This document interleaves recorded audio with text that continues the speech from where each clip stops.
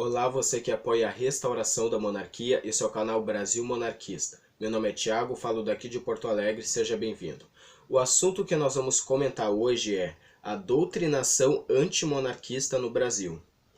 Por que será que muitas pessoas dizem preferir a república do que a monarquia? Será mesmo que elas realmente preferem a república? Porque o que nós temos visto é que muitas pessoas nem sequer sabem como é a forma de governo da monarquia, uma monarquia constitucional e parlamentarista. Então, aí que entra a questão da doutrinação do nosso país, e é o que nós vamos comentar.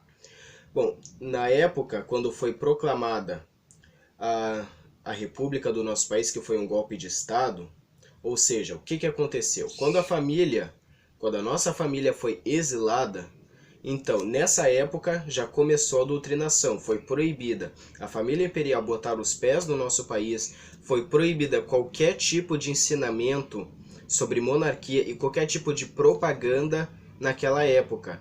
Círculos monárquicos, movimentos pró-monarquia que nós vemos hoje, naquela época era totalmente proibido. E isso foi um século, isso durou durante um século. Então, a questão da doutrinação do nosso país foi que a história do nosso país ela foi totalmente distorcida. A princesa Isabel, que foi a redentora do nosso país, que foi com que acabou a escravidão através dela, se não fosse por ela, a escravidão teria continuado até na República. Então, a história, né, distorcida do nosso país diz que ela não queria assinar a Lei Áurea, e é totalmente mentira. Então, a doutrinação continuou, a doutrinação continuou durante anos no nosso país, fazendo com que as pessoas achassem que a monarquia é uma forma de governo totalmente ultrapassada. Então, a questão da doutrinação da nossa história é muito séria, porque ela distorce a verdadeira história do nosso país, tanto é que as pessoas elas não conhecem o que foi a monarquia, como é que foi a forma de governo no nosso país, e muitas não estão aptas a discutirem sobre formas de governo. Nós temos uma longa história que fala sobre monarquia, que fala de império independente. Então, nós temos uma longa história. Nosso país já foi país de primeiro mundo, na época do império. E muitas pessoas não estão aptas a discutirem sobre isso. Muitas pessoas sabem mais sobre comunismo e socialismo do que a monarquia, porque nós temos uma longa história de monarquia muito mais do que república. A república no nosso país ela não deu certo.